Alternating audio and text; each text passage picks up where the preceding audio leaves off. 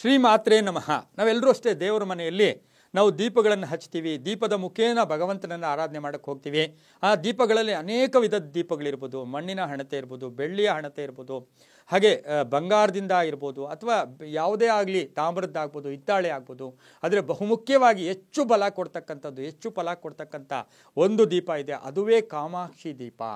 ಕಾಮಾಕ್ಷಿ ಅಮ್ಮನವರ ದೀಪ ಅಂಥೇಳಿ ನಾವೇನು ಮನೆಯಲ್ಲಿ ಕರಿತೀವಿ. ಎಲ್ಲ ಕಡೆ ಎಲ್ಲಿ ಕೇಳಿದ್ರು ಕೊಡ್ತಾರೆ. ಅದು ತಾಮ್ರ ಆಗ್ಬೋದು, ಹಿತ್ತಾಳೆ ಆಗ್ಬೋದು, ಬೆಳ್ಳಿ ಆಗ್ಬೋದು, ಅವರವರ ಭಾವಕ್ಕೆ. ಆದರೆ ಕಾಮಾಕ್ಷಿ ದೀಪ ಇಟ್ಟಿದ್ದೆ ಆದರೆ ಅದರ ಮಹತ್ವ ಏನು ಅಂತ ಹೇಳಿದ್ರೆ, ಈ ದೀಪ ಏನು ತೋರಿಸುತ್ತೆ ಅಂದರೆ, ಇದು ಕಾಮಾಕ್ಷಿ ದೀಪ. ಇದನ್ನೇ ನಾವು ಗಜಲಕ್ಷ್ಮಿ ದೀಪ ಅಂತೂ ಕೂಡ ಕರಿತೀವಿ. ಗಜಲಕ್ಷ್ಮಿ, ಆನೆಗಳನ್ನು ಕೂಡಿರ್ತಕ್ಕಂಥ ಲಕ್ಷ್ಮಿ, ಗಜಲಕ್ಷ್ಮಿಯ ದೀಪ ಅಂತೀವಿ. ಕಾಮಾಕ್ಷಿ ದೀಪ ಅಂತೂ ಕೂಡ ಈ ದೀಪ ಹೇಳ್ತೀವಿ. ಈ ದೀಪದ ಕೆಳಗಡೆ ಕಾಮಾಕ್ಷಿ ದೇವಿಯ ಆವಿರ್ಭಾವ, ಅಂದರೆ ದೀಪದ ಪಕ್ಕದಲ್ಲಿ ನೋಡಿ, ಎದುರುಗಡೆ ನೋಡಿದಾಗ ಕಾಮಾಕ್ಷಿ ದೇವಿ, ಆ ಮಹಾಲಕ್ಷ್ಮಿ ಅಥವಾ ಕಾಮಾಕ್ಷಿ ಗಜಲಕ್ಷ್ಮಿಯ ರೂಪ ಇರ್ತಕ್ಕಂಥ ಒಂದು ಬಿಂಬನ ಕೂಡ ನಾವು ನೋಡ್ತೀವಿ. ಈ ದೀಪ ಏನು ಅಂತ ಹೇಳಿದ್ರೆ, ಸರ್ವದೇವತೆಗಳ ಶಕ್ತಿಯನ್ನು ಹೀರ್ಕೊಳ್ತಂತೆ. ಈ ಕಾಮಾಕ್ಷಿ ದೀಪ ನಮ್ಗೆ ಏನು ಮಾಡುತ್ತೆ ಅಂದರೆ, ನಮಗೆ ಎಲ್ಲ ದೇವರು ಬೇಕು. ಹನುಮ ಬೇಕು, ಗಣಪತಿ ಬೇಕು, ಶಕ್ತಿ ಬೇಕು, ರವಿ ಬೇಕು, ನವಗ್ರಹಗಳು ಬೇಕು. ಎಲ್ಲ ದೇವತೆಗಳನ್ನು ಶಕ್ತಿಯನ್ನು ಹೀರ್ಕೊಳ್ತಕ್ಕಂಥ ಶಕ್ತಿ ಈ ಕಾಮಾಕ್ಷಿ ದೀಪಕ್ಕೆ ಇದೆ.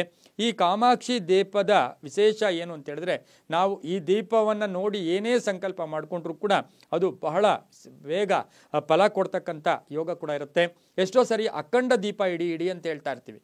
ಅಖಂಡ ದೀಪ ಇಡೋಕ್ಕೆ ಕೆಲವ್ರಿಗೆ ಆಗಲ್ಲ. ಕೇವಲ ಕಾಮಾಕ್ಷಿ ದೀಪ ಇಟ್ಕೊಂಡ್ರೂ ಕೂಡ ಅಖಂಡ ದೀಪ ಇಟ್ಟಿದಷ್ಟು ಫಲ ಕೂಡ ಬರ್ತಕ್ಕಂಥದ್ದು. ಇದರಲ್ಲಿ ಏನು ಅಂತ ಹೇಳಿದ್ರೆ, ನಾವು ಈ ಒಂದು ಆಭರಣಗಳನ್ನು ನಾವು ವಂಶ ಪಾರಂಪರ್ಯ ಕೊಡ್ತೀವಿ, ಎಲ್ರಿಗೂ ಕೊಡ್ತೀವಿ. ತಾಯಿಯಿಂದ ಮಗಳಿಗೆ, ಮಗಳಿಂದ ಮಗನೋ ಏನೋ ಆ ಕುಟುಂಬದಲ್ಲಿ ಕೊಟ್ಕೊಂಡು ಹೋಗ್ತೀವಿ. ಆದರೆ ನಮ್ಮಲ್ಲಿ ಈಗಲೂ ಒಂದು ಪದ್ಧತಿ ಇದೆ, ಕಾಮಾಕ್ಷಿ ದೀಪವನ್ನು ವಂಶ ಪಾರಂಪರ್ಯವಾಗಿ ಕೊಟ್ಕೊಂಡು ಹೋಗೋದು. ಹೆಣ್ಣು ಮಕ್ಕಳಿಗೆ ಕಾಮಾಕ್ಷಿ ದೀಪ ಕೊಟ್ಟಿದ್ದೆ ಆದರೆ ತವ್ರ ಮನೆಗೂ ಶುಭ, ಅತ್ತೆ ಮನೆಗೂ ಶುಭ ಆಗ್ತಕ್ಕಂಥದ್ದು. ಇದು ಹಿಂದೂ ಸಂಪ್ರದಾಯದಲ್ಲಿ ಒಂದು ವಿಶೇಷವಾಗಿರ್ತಕ್ಕಂಥದ್ದು ಕೂಡ ಆಗಿರುತ್ತೆ. ವ್ರತಗಳಾಗ್ಬೋದು, ಗೃಹ ಪ್ರವೇಶಗಳಲ್ಲಿ ನಾವು ಏನು ಪದೇ ಪದೇ ದೀಪ ಇಟ್ಟಿರಬೇಕು ಅಂತೇನಿಲ್ಲ, ಕಾಮಾಕ್ಷಿ ದೀಪ ಹಚ್ಚಿಬಿಟ್ರೆ ಸಾಕು ಅಂತೂ ಕೂಡ ಆ ಶಾಸ್ತ್ರ ಹೇಳುತ್ತೆ. ಈ ಕಾಮಾಕ್ಷಿ ದೀಪಕ್ಕೆ ಪ್ರಪ್ರಥಮವಾಗಿ ನಾವು ಪೂಜೆ ಮಾಡಬೇಕು. ಈ ದೀಪಾರಾಧನೆಯಲ್ಲಿ ಮಾಡೋಕ್ಕೆ ಹೋದಾಗ ಕಾಮಾಕ್ಷಿ ದೀಪದ್ದು ಏನಾದರೂ ಆರಾಧನೆ ಮಾಡಿದ್ರೆ ಕುಂಕುಮ ಹಚ್ಚತಕ್ಕಂಥದ್ದು, ಅದ್ರ ಜೊತೆಗೆ ಅರಿಶಿನ ಆರತಿ ಮಾಡ್ತಕ್ಕಂಥದ್ದು, ಅದಕ್ಕೆ ಹೂವನ್ನು ಪುಷ್ಪವನ್ನು ಅಲಂಕಾರ ಮಾಡಿದ್ದೆ ಆದರೆ ತುಂಬಾ ಒಳ್ಳೆಯದಾಗುತ್ತೆ. ಈ ಕಾಮಾಕ್ಷಿ ದೀಪವನ್ನು ಕೆಲವರು, ನಾವು ಹೇಳಿದ್ನಲ್ಲ ಈಗಾಗಲೇ, ನಾವು ಅವರವರ ಭಾವಕ್ಕೆ ಅವರವರ ತಕ್ಕಂಗೆ ಇಟ್ಕೋಬೋದು.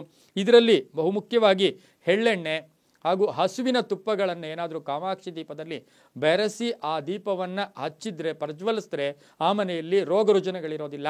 ಹಾಗೆಯೇ ಸಂಕಲ್ಪಗಳು ಈಡೇರುತ್ತೆ, ದಾರಿದ್ರ್ಯ ನಾಶ ಆಗುತ್ತೆ, ಸಾಲದಿಂದ ಮುಕ್ತಿ ಪಡಿತಕ್ಕಂಥ ಯೋಗ ಕೂಡ ಇರುತ್ತೆ.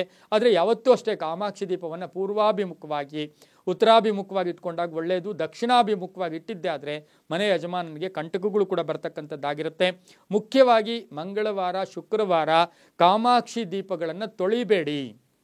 ಮಂಗಳವಾರ, ಶುಕ್ರವಾರ ತೊಳೆಯೋಕ್ಕಂತೂ ಹೋಗಲೇಬೇಡಿ. ಆ ತೊಳೆದಾಗ ಐಶ್ವರ್ಯ ಕೂಡ ಅದ್ರ ಜೊತೆ ಹೊರಟೋಗ್ತಕ್ಕಂಥ ಸಾಧ್ಯತೆ ಇರುತ್ತೆ. ಆದರೆ ಕಾಮಾಕ್ಷಿ ದೀಪವನ್ನು ಬೆಳಗಿನ ಕಾಲ, ಬ್ರಾಹ್ಮಿ ಮುಹೂರ್ತ, ಅಭಿಜಿನ್ ಮುಹೂರ್ತ, ಸಂಧ್ಯಾ ಕಾಲದಲ್ಲಿ ಯಾರು ಆ ದೀಪವನ್ನು ನೋಡಿ ದೀಪ ದರ್ಶನ ಮಾಡ್ಕೊಳ್ತಾರೋ ಅವರಿಗೆ ಸಾಕಷ್ಟು ಪರಿಪೂರ್ಣವಾದ ಆರೋಗ್ಯ ಆಗ್ಬೋದು, ಮೋಕ್ಷಕ್ಕೆ ಪ್ರಾಪ್ತಿ ಆಗ್ತಕ್ಕಂಥದ್ದು, ಐಶ್ವರ್ಯ ಪ್ರಾಪ್ತಿ ಆಗ್ತಕ್ಕಂಥದ್ದು, ಸತ್ಸಂಕಲ್ಪಗಳು ಈಡೇರ್ತಕ್ಕಂಥ ಸಾಧ್ಯತೆ ಇರೋದ್ರಿಂದ ಬಹಳ ಜಾಗೃತಿಯಾಗಿ ನೋಡಬೇಕು. ಸರ್ವದೇವರು ಕೂಡ ಒಂದು ಕಡೆನೇ ನೆಲೆಸ್ತಾ ಇರತಕ್ಕಂಥ ವಿಶೇಷವಾದ ಒಂದು ದೀಪ ಯಾವುದು ಅಂದರೆ ಅದು ಕಾಮಾಕ್ಷಿ ದೀಪ.